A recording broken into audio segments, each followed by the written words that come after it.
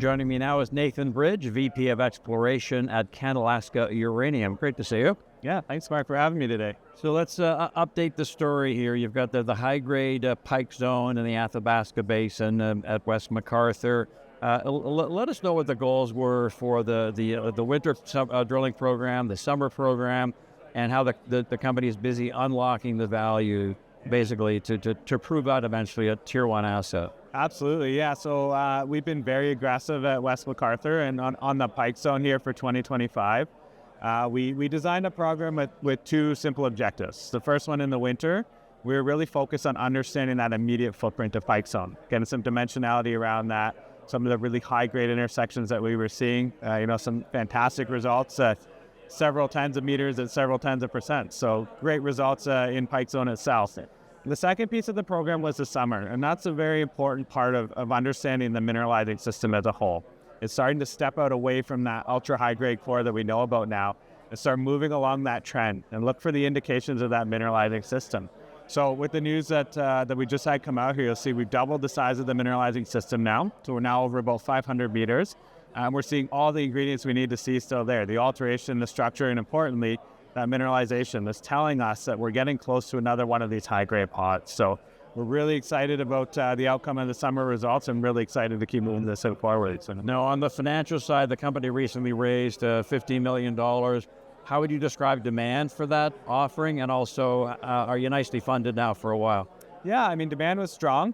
We've got some good groups in the back end there to help us kind of move this thing forward. From a perspective of what it does for the company, it puts us in a very good cash position. We've now got about $35 million in the bank, coming off of that $15 million charity deal. So we are very well financed to move ahead into 2026.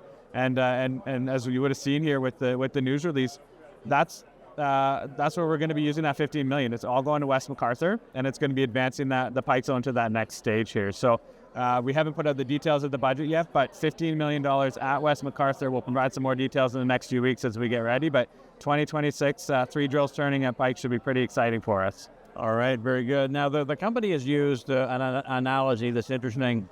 You like to think that you're analogous to a degree to next gen. Yeah. And most of us know about the Lassonde curve. So you make discovery, and then there's the up and down of the demand, the ebbs and flows, and so on. So where do you think CanAlaska is on the Lassonde curve? Yeah, I think that's a really good way to measure that discovery and that success of the company and where they are in that value chain for the shareholders, right? From our perspective, I'd say we're right at the start of that Lassonde curve. We built a portfolio of early stage projects that are still in the concept, but Pike Zone and West MacArthur has moved itself out from that. The last 3 years with the discovery and now to the moving the delineation ahead here at Pike Zone, we started to move ourselves up that Lassonde curve. I still think we're very early stage though.